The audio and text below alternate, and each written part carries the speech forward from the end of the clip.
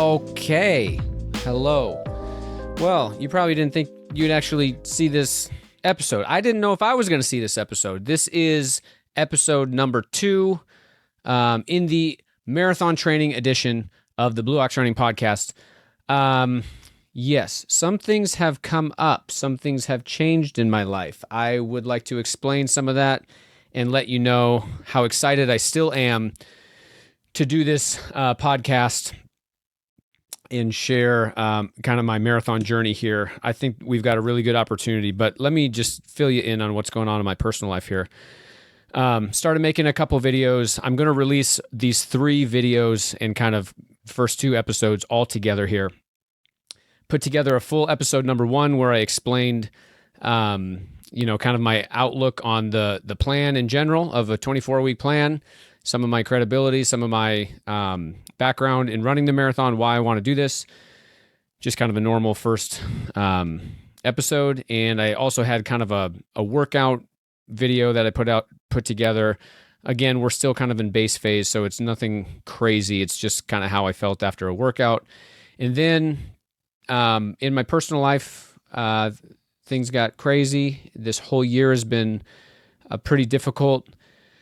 My father passed at the end of February. So all of that to say, trust me, I'm not going to cry this whole thing, but my world has been kind of feels like a snow globe, all shaken up. It's tax season. It's very, very, very busy here at the running store. March, as a lot of you know, is one of our busiest months period. So we're knee deep in a lot of sales. Track season is underway. So the podcast and my marathon training have kind of been a little bit of an afterthought, but trust me, I am excited to continue through 10 episodes of this marathon training edition of the podcast. I've got plans to make this awesome, and I think it's an opportunity, to be honest, to get to the every man's training, the every woman's training. Things come up in your life and you're not a professional athlete, and neither am I. And this is part of the deal. I'm so excited to run Grandma's Marathon. I feel like I've got, I feel like I've got extra reasons to get out there. I feel very helped and free in a lot of my grieving when I'm running and even training hard. My father was a huge hero of mine in every aspect of life, and he's the one that introduced me to endurance training on the bike, and later he actually was a runner. After I was a runner, he ran the Eau Claire Marathon. So again, I'm just going to be very excited to continue and keep the train on the track here for my marathon training. So a little bit about me there. We're kind of 2-3 minutes in here. I wanted to take this episode to kind of reset, episode number 2, to reset and show you what this buildup is going to look like. So deep breaths. I'm going to show you a little sticky note. Okay, before I show you this sticky note, let me tell you my approach on this whole marathon training block, where I'm at in my life right now, and what I think would be beneficial to help others wanting to do good marathon training. It's not to complicate things. Okay, there is so much on the internet. There is so much that people talk about zone 2 training and threshold training and lactate threshold and the workouts and the VO2 max work and the marathon pace tempo, and all of this stuff is very helpful in some ways if you know the lingo and if you know the language. What I want to do and what I want to show you and give you a peek into my world and my life is I treat my own training a lot more simplistic than you might be used to listening to others on the internet. And there is a time and a place to get way down in the weeds and know exactly how and what pace you need to run this 400-meter repeat for this exact workout. But especially at this point in training, when I'm 12 and a half weeks out from goal race, I am going a lot on feel. I have a lot of experience listening to my body and knowing the different paces I need to be at. I want to share that with you. This is not going to be only about my training and my paces. I'm actually going to shy away from sharing what pace or what times I'm running, and it's going to be a little bit more based on the duration, the number of minutes I went out for, the number of minutes I held at a comfortable pace, the number of minutes I held at an up-tempo pace. Those are going to be kind of the framework. That's going to be kind of the simplistic framework that I work with. And we'll get into some technical stuff, especially when it comes to the workout phase. But here's my sticky note that I want to show you. I'll finally get to this. This is how I structure my training. I do use spreadsheets, by the way. So before I show that to you again, I use spreadsheets. I'm very organized in the way that I think about these things. I've been doing it for years and years and years. Again, my first marathon was in 2008. I've got spreadsheets. It's more complicated than this, but at a high level, when I go to bed at night and I think of what I have to do tomorrow morning, and I think of how this week fits into the block that I'm in, and I think about the block that I'm in fitting into the big picture of this whole 24-week training session, this is what I think of. I'm doing 6 to 12 weeks of base phase. I'm doing 5 weeks of a speed phase. I'm doing 5 weeks of a marathon specific phase, and I'm doing a 2-week taper phase. That adds up to anywhere from 18 to 24 weeks. It kind of depends on where your fitness is and what you've been doing before this to know exactly what you might want to do for that base phase.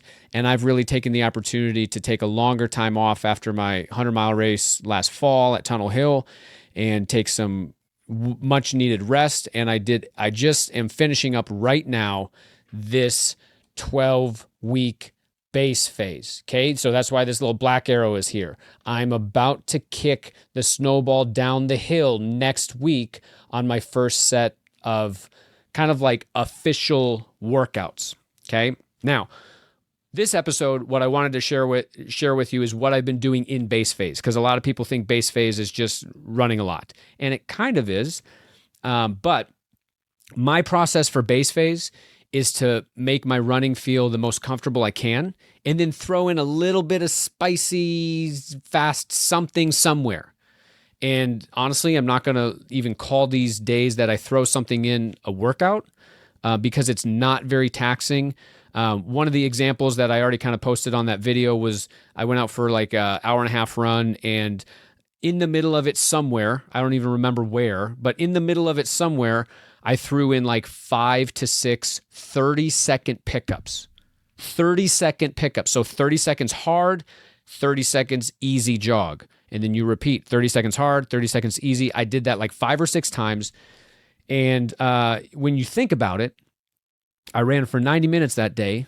I only ran hard for 2.5 to 3 minutes total because I did 5 or 6 30-second pickups. And so that's not enough to catch the body. It's not enough where I need all this recovery. I'm back on my feet the next day, no problem. But it just gives you a little injection of some up-tempo speed work to get in touch with my speed and my turnover. Some would call that running economy.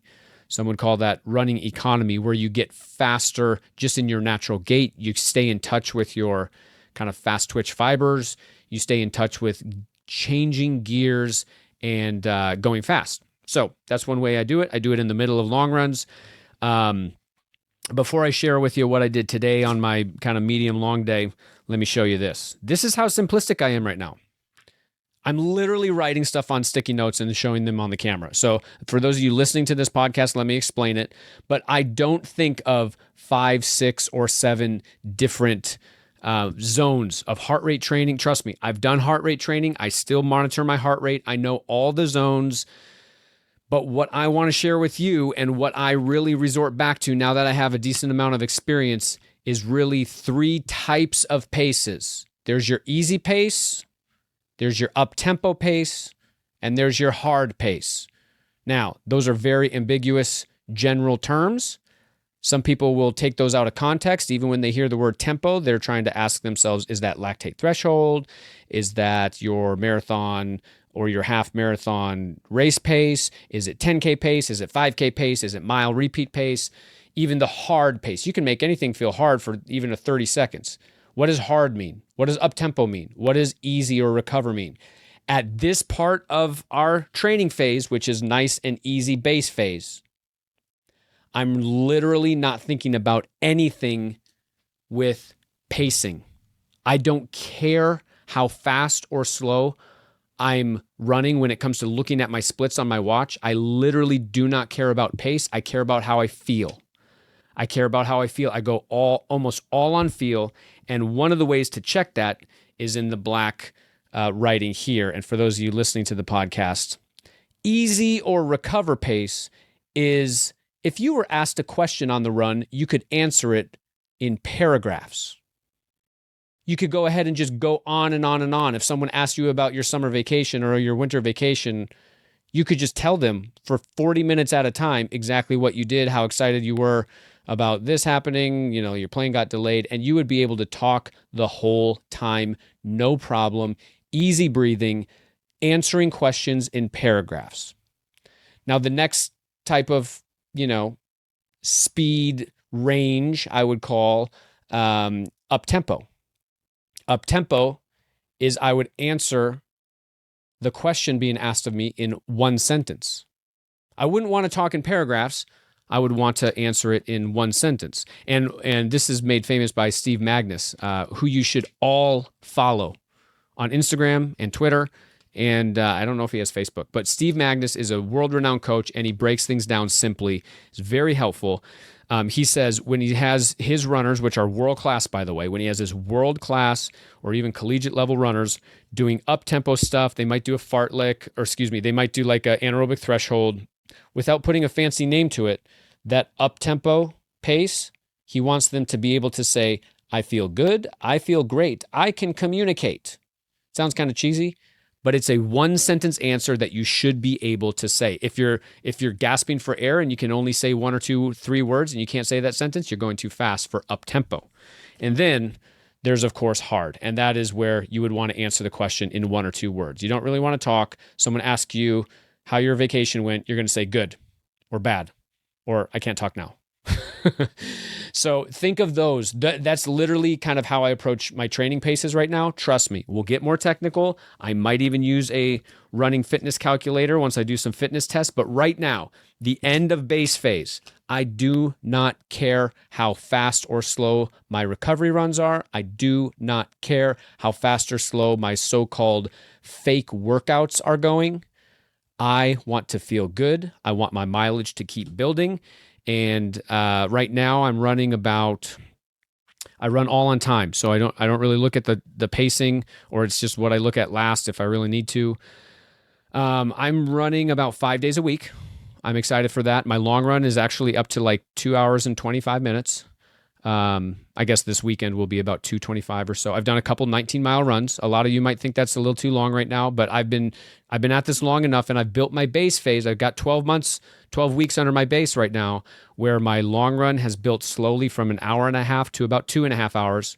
And again, this speed phase that I'm about to enter will bring my overall mileage a little bit down, to be honest. It's going to go a little bit down because I'm going to inject probably my most intense workouts very soon. So my long run is up there.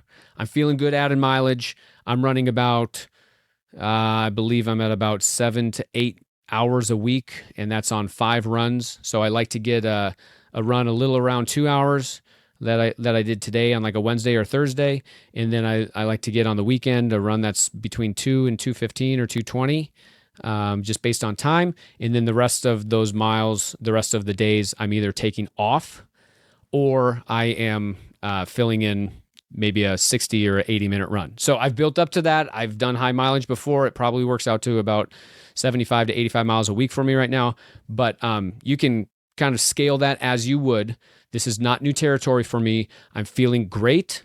And I guess the last thing I would say is what I did today is I injected a little bit. I'll share my workout today. I don't even want to call it a workout. It's just a little sprinkling of spicy stuff. I did a 2-hour kind of hilly run. I went out Curview Road. That's a long 1 mile long uphill. And in the course of 2 hours, about 40 minutes in, I ran, again, let me show you my up-tempo. I ran up-tempo, which means I would be able to speak in a sentence. I ran up-tempo for about 6 minutes. Literally just like a 6-minute kind of random up-tempo, but that was all uphill. And then I kept going for my run, and I ran like 30 or 40 more minutes. And then Up that same hill, I kind of looped back on Curview Road. I did actually what would be considered hard, where I wouldn't want to talk too much. I did a hard 1 minute on, 1 minute off. 1 minute on, 1 minute off, 1 minute on, 1 minute off. So I did 3 1-minute intervals after doing 6 minutes of kind of up-tempo work, and that's all on feel. And at the end of the day, I ran 2 hours, and all I did outside of easy running was like 9 minutes total. So that's not going to cash me. It's not going to make me sore. I barely have to refuel in a different way from just like a normal easy run. And I'm on my way, having a great day at work here. It's busy. You can tell this is my desk. I've got my keys right here. This is my mug. This is like in the middle of the day. I'm about to shut the podcast down. It's already been 15 minutes. This is episode number 2. Again, for everybody coming in the store, understanding that I haven't been around as much as I've wanted to. I'm back. I'm on the floor a little bit more. We are excited to do business in this busy season.